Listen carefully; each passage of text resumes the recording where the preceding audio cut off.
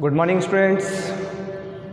आज हम बात करेंगे क्लास 10th आरबीएससी चैप्टर का नेम है minerals and energy resources. Minerals and energy resources इसको हम स्टार्ट करेंगे, ठीक है। पहले रिसेंट में मैंने लेक्चर दिया था, लेकिन हम नेक्स्ट दोबारा से अपन इस चैप्टर को देखते हैं स्टार्टिंग से, ठीक है। Minerals and energy resources. तो सबसे पहले अगर हम बात करते हैं मिनरल्स एंड एनर्जी रिसोर्सेज में, बात आती है सबसे पहले What are minerals? What are minerals? क्योंकि चैप्टर का नेम ही क्या है, मिनरल्स एंड एनर्जी रिसोर्सेज। तो सबसे पहले इसमें हम बात करेंगे कि व्हाट आर मिनरल्स, कि मिनरल्स क्या होते हैं, ठीक है।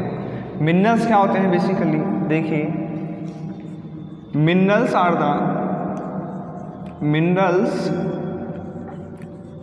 The chemical substance. Minerals are the chemical substance which are occurred in the earth or on the surface of the earth। पहली बात तो ये कि सबसे पहले कि व्हाट आर मिनरल्स। मिनरल्स क्या होते हैं, हमने कहा minerals are the chemical substance. Minerals क्या है, मिनरल्स बेसिकली केमिकल सब्सटेंस है, ठीक है। विच आर अकर्ड, कहाँ पर अकर्ड होते हैं, कहाँ पे मिलते हैं हमको, ये मिलते हैं हमको इन द अर्थ के अंदर भी मिलते हैं, और on the surface of the earth, और सरफेस की अर्थ पर भी क्या होता है, ये हम लोगों को मिलते हैं, ठीक है ना। ये हो गया केमिकल सब्सटेंस, हमने इसको कहा है। वो कोई भी ऐसा केमिकल सब्सटेंस हो सकता है जो हमको अर्थ के अंदर से मिल रहा है, और on the surface of the अर्थ से भी हम लोग इसको क्या कर सकते हैं, ऑब्टेन कर सकते हैं। दूसरी बात इसमें कि मिनरल्स have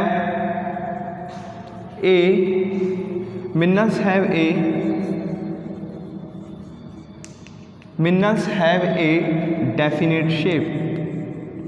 ये इनके पास क्या होती है, एक डेफिनेट शेप होती है। अब शेप कैसी भी हो सकती है, ट्रायंगुलर भी हो सकती है, रेक्टेंगुलर भी हो सकती है, पेंटागन भी हो सकती है, हेक्सागन भी हो सकती है, ठीक है ना। ये शेप्स हैं। ट्रायंगुलर हो गया, रेक्टेंगुलर हो गया, ट्रायंगुलर हो गया, पेंटागन हो गया, हेक्सागन हो गया, ठीक है। किसी भी शेप में ये हम लोगों को ऑब्टेन हो सकते हैं। और इनके अंदर क्या पाया जाता है, केमिकल सब्सटेंस पाया जाता है, जो हम लोग कहाँ से अकर्ड करते हैं, on the surface of the earth, और इन द अर्थ की क्रस्ट के नीचे से भी हम लोगों को क्या होता है, ये ऑब्टेन होते हैं, ठीक है। ये मिनरल्स हैं हमारे, इसे हम क्या बोलते हैं, मिनरल्स बोलते हैं। तो what are minerals? Minerals are the chemical substance which are occurred in the earth or on the surface of the earth.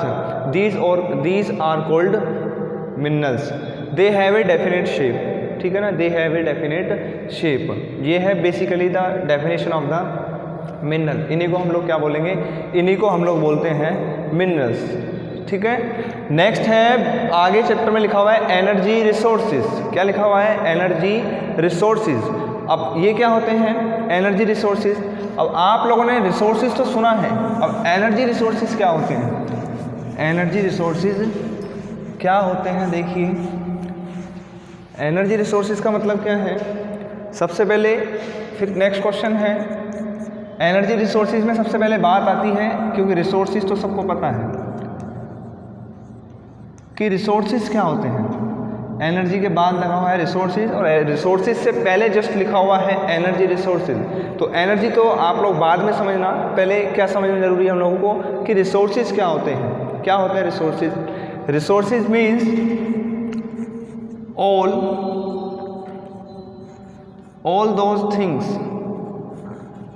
all those things which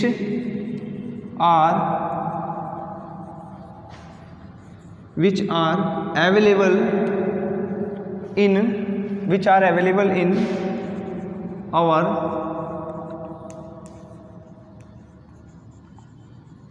all those things which are available in our environment and used by human beings to fulfill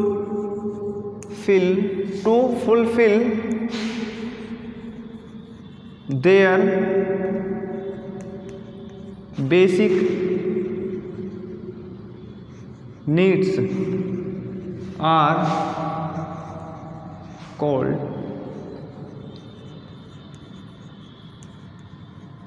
resources. इन्हीं को हम क्या बोलते हैं? Resources बोलते हैं। क्या कि all those things which are available in our environment and used by human beings to fulfil their basic needs are called resources. क्या मतलब है इसका? कि वो ऐसी सारी की सारी चीज़ें जो हमारे कहाँ पर अवेलेबल हैं? हमारे एनवायरनमेंट के अंदर अवेलेबल है। All those things which are available in our environment, वो ऐसी सारी चीज़ें, वो ऐसी सारी वस्तुएं जो कहाँ पे अवेलेबल हैं? हमारे एनवायरनमेंट के अंदर अवेलेबल हैं। And all these things are used by the human beings, और ये सारी की सारी वस्तुएं या चीज़ें किसके द्वारा यूज़ में ली जाती हैं? ह्यूमन बींग्स के द्वारा यूज़ में ली जाती हैं। क्यों? To fulfil their basic needs, अपनी ज़रूरतों को पूरा करने के लिए, अपनी लाइफ को सर्वाइव करने के लिए वो ऐसी सारी की सारी चीज़ें जो हमारे एनवायरनमेंट में क्या है? प्रेजेंट हैं और ह्यूमन बींग्स के द्वारा यूटिलाइज़ की जा रही हैं, उन्हीं सब चीज़ों को हम लोग क्या बोलते हैं? रिसोर्सेज बोलते हैं। एग्जाम्पल में जैसे एयर है, वाटर है, कोई भी चीज़, एनीथिंग, कुछ भी जो चीज़ है, ठीक है, एटसेट्रा, एनीथिंग हो सकती है वो, ये सब चीज़ें हमारी क्या है? बेसिकली ये हमारे रिसोर्सेज हैं। लेकिन हम रिसोर्सेज किसको बोलेंगे और रिसोर्सेज किसको नहीं बोलेंगे? ये तो सारी चीज़ें रिसोर्सेज की हो गई, लेकिन रिसोर्सेज भी कैसे होने चाहिए? रिसोर्सेज मस्ट बी, याद रखना बेटा, ये बहुत इम्पोर्टेंट है। रिसोर्सेज, अगर रिसोर्सेज की बात होती है तो ये होना ज़रूरी है कि रिसोर्सेज मस्ट बी। रिसोर्सेज कैसे होने चाहिए? पहला, फर्स्ट आता है कल्चरली एक्सेप्टेबल, कल्चरली एक्सेप्टेबल। दूसरा इकोनॉमिकली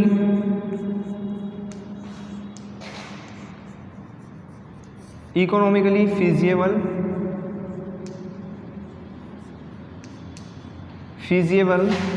और बेटा थर्ड आता है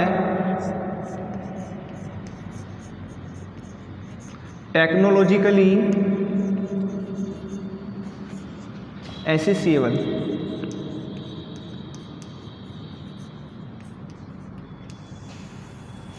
ये हैं 3 चीज़ें। रिसोर्सेज कैसा होना चाहिए? Resources must be culturally acceptable होना चाहिए, इकोनॉमिकली फिजिबल होना चाहिए और टेक्नोलॉजिकली क्या होना चाहिए? एसेसिबल होना चाहिए। ये 3 कंडीशंस हैं। अगर रिसोर्सेज इन 3 कंडीशंस को, इन नीड्स को क्या करता है? फुलफिल करता है, तो दैट आर रिसोर्स। और अगर इनमें से कोई रिसोर्सेज कोई सी भी कंडीशन को फुलफिल नहीं कर पा रहा है तो वो हमारा रिसोर्स नहीं हो सकता है। ठीक है ना? ये क्या कहना चाह रहे हैं इन चीज़ों को, इसको देखो एक बार आप अभी वो डिटेल में मैं बताता हूँ। देखिए क्या मतलब है इन सब का।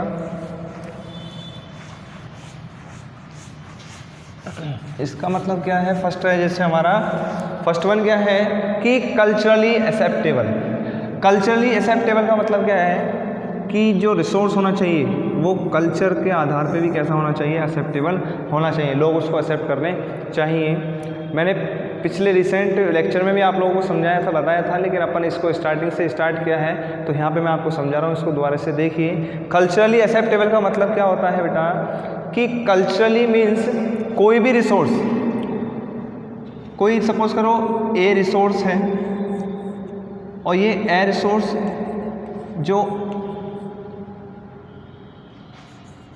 जो अवेलेबल है वो एक ऐसी जगह है, सपोज करो ये एक विलेज है और यहाँ पे क्या है? एक मंदिर है और इस मंदिर के नीचे पता लगा कि क्या है?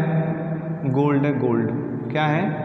गोल्ड है, या फिर ऑयल है, कोई भी ऐसा रिसोर्स, पर्टिकुलरली कोई भी रिसोर्सेज हो सकता है, और एक टेम्पल के नीचे हमको क्या मिल रहा है, रिसोर्स मिल रहा है। सर्वे करा गया, सर्वे करने के बाद क्या पता लगा कि इस टेम्पल के नीचे क्या है, रिसोर्स अवेलेबल है। अब वो रिसोर्स को एक्सट्रैक्ट हम अगर करते हैं तो बाद जब देखो रिसोर्स को एक्सट्रैक्ट करने के लिए निकालने से पहले सर्वे किया जाता है कि हमारा कल्चरली एक्सेप्टेबल है या नहीं है, इकोनॉमिकली फिजिबल है या नहीं है, टेक्नोलॉजिकली एसेसिबल है या नहीं है। यही चीज़ें मैं बताऊँ आप लोगों को। तो फर्स्ट हम इसी को देख रहे हैं, कल्चरली एक्सेप्टेबल क्या है कि विलेज है और इस विलेज के मंदिर है, सपोज करो मंदिर के नीचे सर्वे करा गया, पता चला कि यहाँ पे बहुत ज़्यादा लार्ज क्वांटिटी में गोल्ड है या सिल्वर या ऑयल है, कुछ भी ऐसा कोई भी ऐसा रिसोर्स पर्टिकुलर हो सकता है। अब बात आ रही है कि इस रिसोर्स को एक्सट्रैक्ट करने के लिए इस टेम्पल को क्या करना पड़ेगा, तोड़ना पड़ेगा, मंदिर को तोड़ना पड़ेगा, तब ये रिसोर्स क्या हो सकता है, एक्सट्रैक्ट हो सकता है, अदरवाइज़ ये एक्सट्रैक्ट नहीं हो सकता है। अब एक बात बताओ आप कि अगर कोई भी मंदिर को तोड़े और रिसोर्स निकाले, क्या समाज, क्या हमारा कल्चर जो है, जो हमारी सोसाइटी है, वो इस चीज़ को एक्सेप्ट करेगा कि मंदिर को तोड़ा जाए और रिसोर्स को निकाला जाए? नहीं करेगा, इस चीज़ को कोई भी एक्सेप्ट नहीं करेगा। ठीक है, तो दैट मीन्स कि मंदिर ऐसे कैसा रहे, ऐसे कि ऐसे ही रहना चाहिए। टेम्पल अगर बिना ब्रेक किए हुए, अगर इसको बिना तोड़े हुए अगर ये रिसोर्स निकलना है तो कोई प्रॉब्लम नहीं है। अगर इसको तोड़ के निकाला जा रहा है तो वो कल्चरली एक्सेप्टेबल नहीं है, उस रिसोर्स को ऐसे के ऐसे ही छोड़ दिया जाता है। ठीक है ना, वो ऐसा, उसको हम रिसोर्स नहीं बोलेंगे। तो यहाँ पे इस कंडीशन में ये कल्चरली एक्सेप्टेबल नहीं हुआ। कल्चरली एक्सेप्टेबल कब होता कि रिसोर्स को हम निकाल रहे हैं लेकिन हमारी जो सोसाइटी है, हमारा जो कल्चर है, उस पर भी किसी भी तरीके का इम्पैक्ट नहीं पड़ रहा है, तब हम उसको क्या बोल सकते हैं कि that resource is a culturally acceptable resource. ठीक है ना, ये जो रिसोर्स है, ये रिसोर्स कल्चरली एक्सेप्टेबल रिसोर्स है, तब हम उसको क्या कर सकते हैं, ये चीज़ हम बोल सकते हैं। नेक्स्ट है बेटा इकोनॉमिकली फीजिबल। अब इकोनॉमिकली फीजिबल आप लोग देखो क्या होता है। फर्स्ट वन समझ में आ गया। सेकंड है हमारा इसमें इकोनॉमिकली फीजिबल। इकोनॉमिकली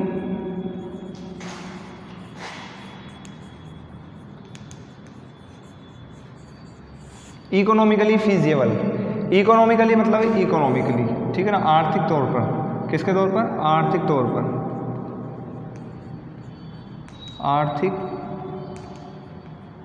आर्थिक तौर पर। ठीक है ना, इकोनॉमिकली फीजिबल। अब ये है, सपोज करो यहाँ पे कोई सर्वे किया गया, इस ए जगह पे कोई क्या किया गया,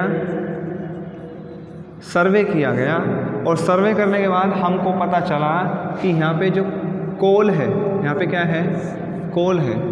कोल को आप लोगों ने पढ़ा है बेटा कि कोल की भी अलग अलग होती है। एंथ्रासाइट हो गया, बिटुमिनियस हो गया,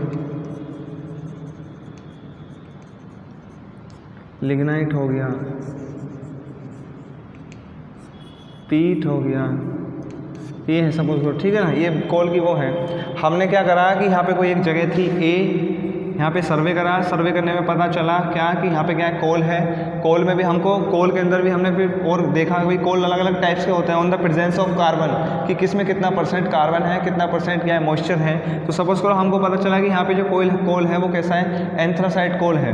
अब एंथ्रासाइट कोल को देखने के बाद हम यहाँ पे क्या देखते हैं, इसकी दो चीज़ देखेंगे। एक हम देखेंगे यहाँ पे इसकी क्वालिटी, और दूसरा क्या देखेंगे हम, इसकी क्वांटिटी, कि क्वांटिटी कितनी है और क्वालिटी कैसी है, अच्छी क्वालिटी है या नहीं है, क्वांटिटी कम है या फिर क्या है, ज़्यादा है। उसको देखने के बाद क्या करा जाता है, हमारा ऑब्जर्वेशन करा जाता है।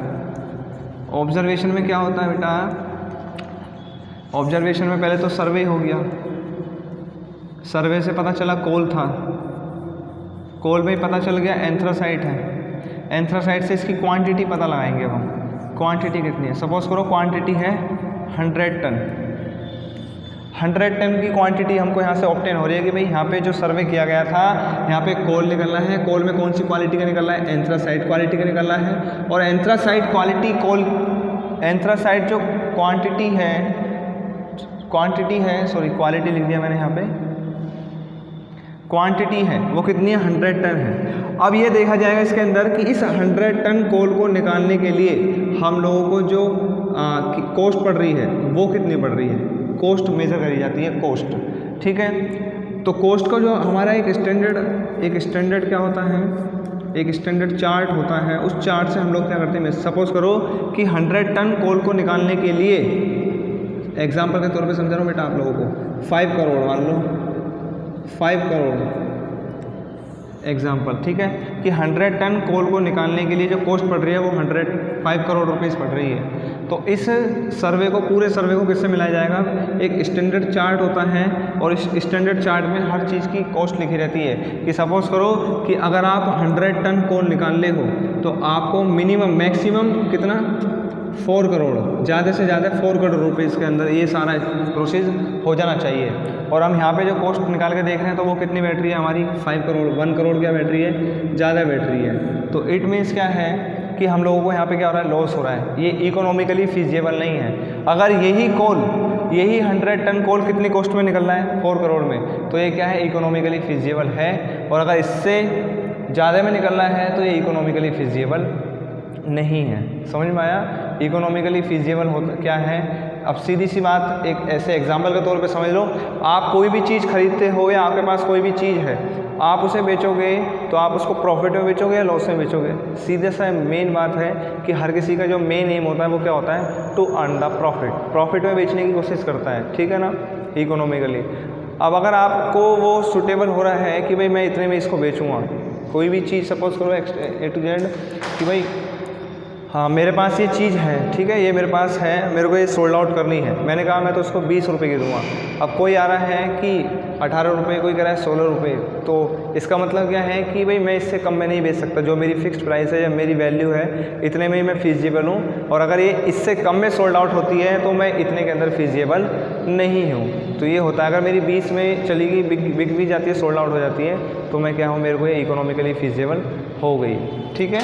ये है बात इसकी, ये था इकोनॉमिकली फिजिबल। नेक्स्ट हम बात करते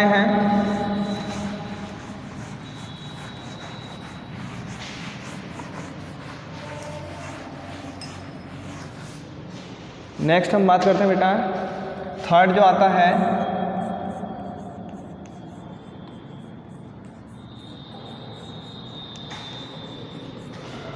टेक्नोलॉजिकली एसेसिएबल। अब ये क्या मतलब है, टेक्नोलॉजिकली एसेसिएबल। टेक्नोलॉजिकली एसेसिएबल का मतलब है resources must be present at that site by where we can use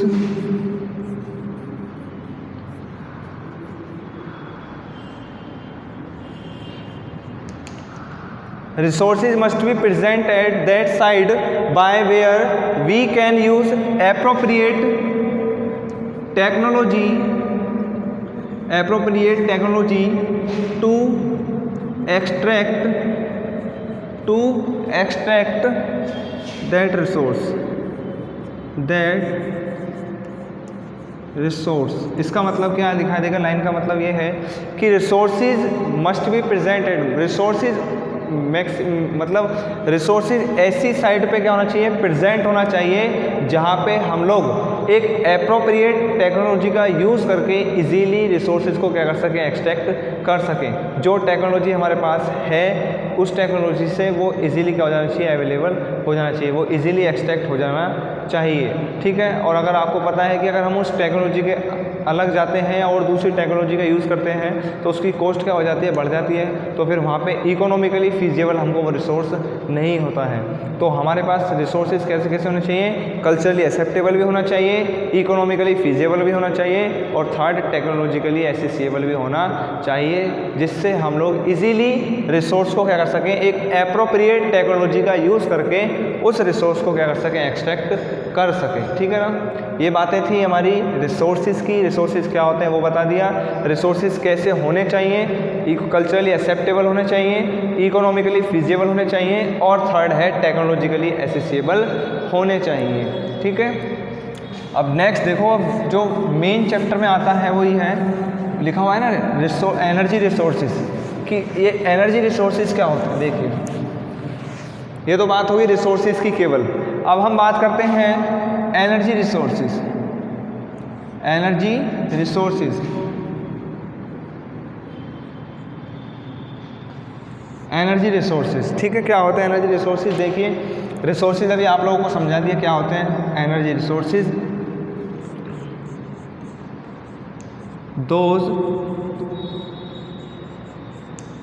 those resources which are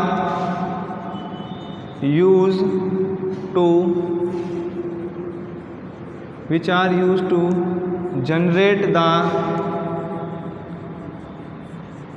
energy, or those resources which are used to generate the energy are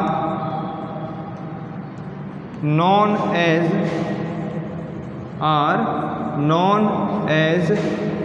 energy resources. उन्हीं को हम क्या बोलते हैं? Energy resources बोलते हैं। वो ऐसे रिसोर्सेज जिन्हें हम लोग एनर्जी जनरेट करने के लिए क्या करते हैं? यूज़ में लेते हैं। उन्हीं रिसोर्सेज को क्या कहा जाता है? एनर्जी रिसोर्सेज कहा जाता है, ठीक है ना। क्या कहा जाता है? एग्जाम्पल के नाम देख लो, यूरेनियम हो गया, थोरियम हो गया, ठीक है ना। मोनोजाइट सॉइल मिलती है जैसे यूरेनियम, थोरियम एटसेट्रा, ये सारे हमारे हाई मोलिकुलर एटम्स हैं, रिसोर्सेज हैं जो हम लोगों को अर्थ क्रस्ट से निकलते हैं, और इन्हें हम लोग यूरेनियम, थोरियम, बेरिलियम, ठीक है, इन सबको हम लोग एनर्जी जनरेट करने के लिए क्या करते हैं? यूज़ में लेते हैं। और ऐसे ही रिसोर्सेज को क्या कहा जाता है? एनर्जी रिसोर्सेज कहा जाता है, ठीक है। यहाँ तक बात हो गई है।